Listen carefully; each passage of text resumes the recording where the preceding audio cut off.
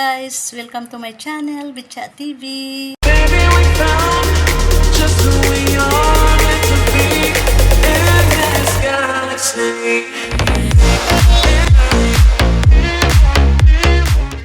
Welcome to Betcha TV.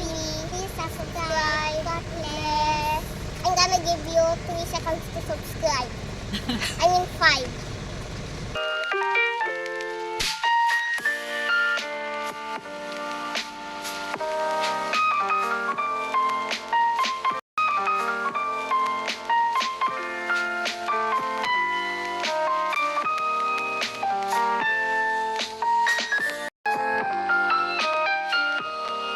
Hello guys, ngayong araw ay magluluto tayo ng masustansyang ulam. Laswa. Tara, samahan nyo ako sa aking pagluluto. Ito, maglalagay na tayo ng tubig para sa sabaw.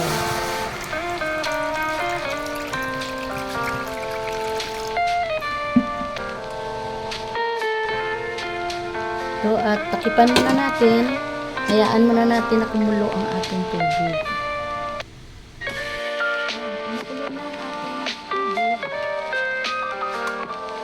Sabay na natin ihulog ang ating sibuyas at kamatis.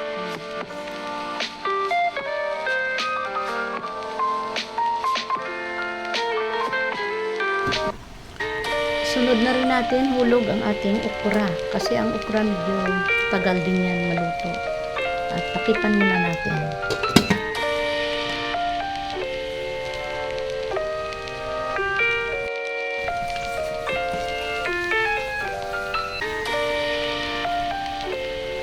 Sunod na rin natin hulog ang ating papaya. At ilagay na natin tong ating crab paste.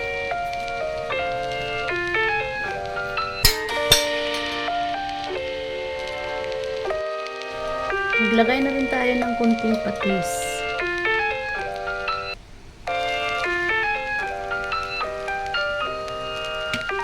At asin.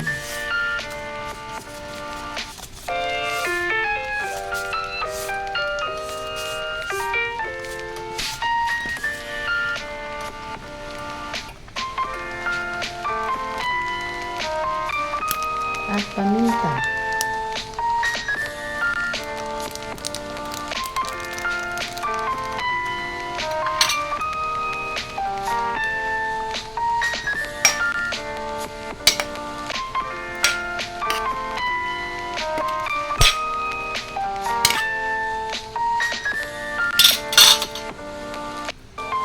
At takipan natin para mabilis maluto ang ating gulay. Hintayin natin guys na lumambot ang ating gulay. Check natin.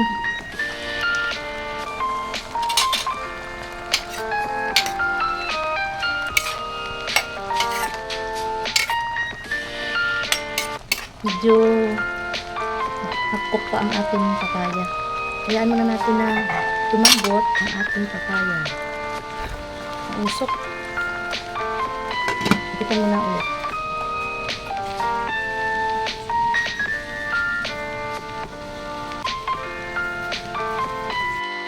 Check natin. Ang bango.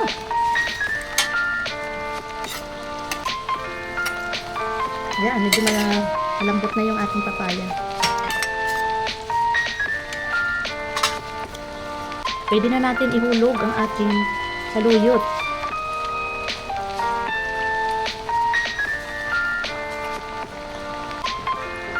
At malunggay. Ito, may malunggay tayo. Fresh from the garden. Meron tayong tanim na malunggay diyan sa paso, sa labas. Kaya masustansya ang ating ulam ngayong araw.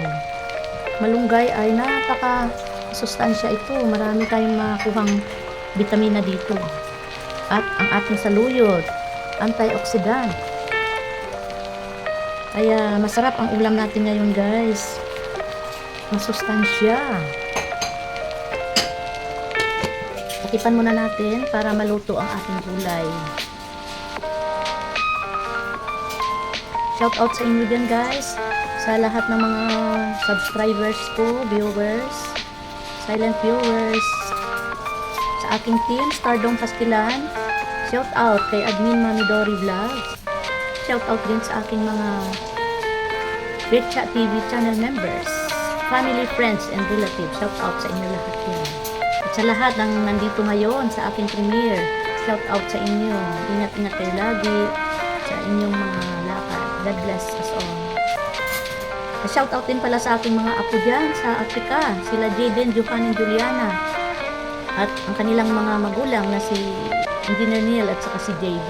At shout out din sa aking apo dyan sa Bigan City na si Kuya Rayo at si Baby Rian Larin. At syempre sa kanilang mom and dad, si Dr. Liz and JR. Shout out sa inyo din. Shout out lahat. Thank you sa inyong suporta lagi sa aking premiere. Thank you very much. I love you all. God bless. Check natin guys. Ayan.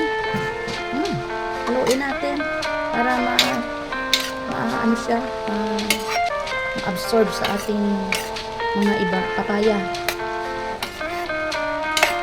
Mausok guys ang ating niluluto. Kayo guys, ano ulam niyo? Nakain ba kayo nito? Gulay? Gulay at ang ating sahog ay crab paste and kunting seasoning. Ayan guys, oh. Ang sarap ng ating ulam ngayon. Laswa. Tikman muna natin kung okay ang ating timpla.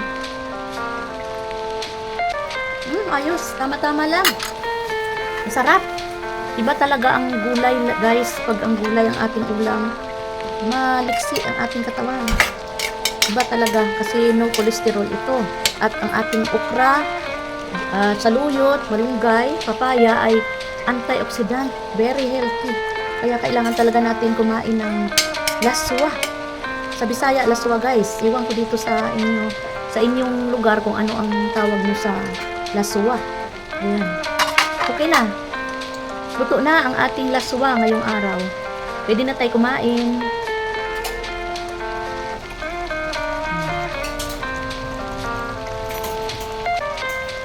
A few moments later.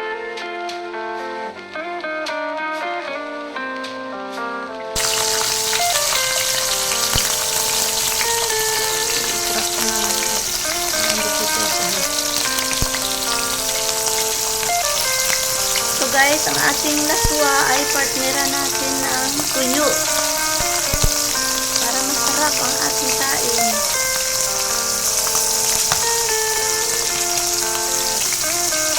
Sa probinsya namin, Iloilo, ang partner namin dito ay pinakas. Kung tawagin sa amin, pinakas. Pinakas na alumahan na napakasarap. Na-miss ko na. Ayan guys, nangangamoy na yung ating tuyo. Ang sarap. Talagang partner talaga sa ating laswa na niluto ngayong araw. Sarap. Balik pa rin na natin guys ang ating tuyo.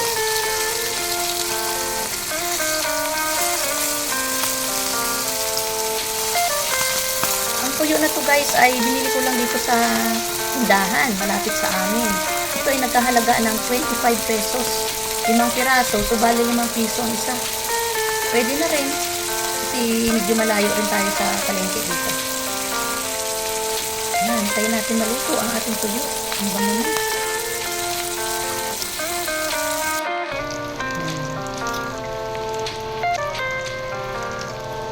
Hanguin na natin guys ang ating tuyo. Ay, luto na.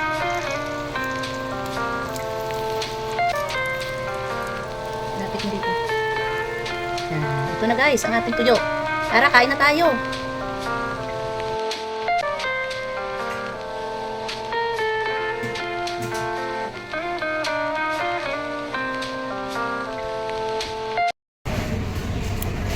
Hello guys, thank you for watching.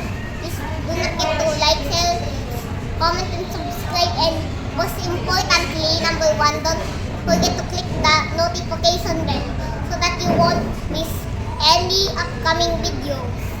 And every, even a single tiny one. Bye, God bless. See you next time.